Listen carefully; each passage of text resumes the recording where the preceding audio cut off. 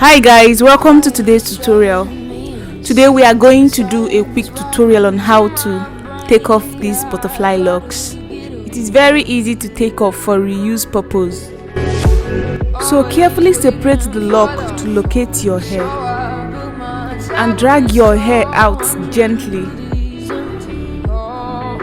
and repeat the process till you get to the roots.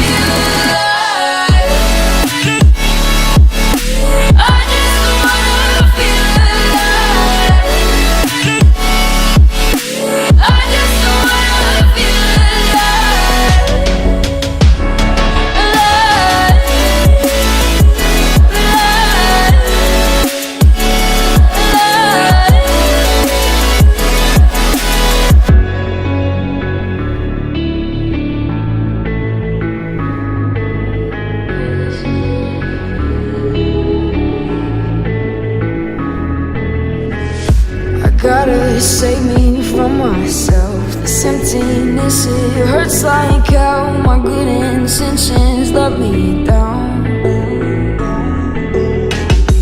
I keep getting in my way. My stubborn pride will dig my grave. Please hit me hard with every step I take. Yeah, cycle down, walls are coming down.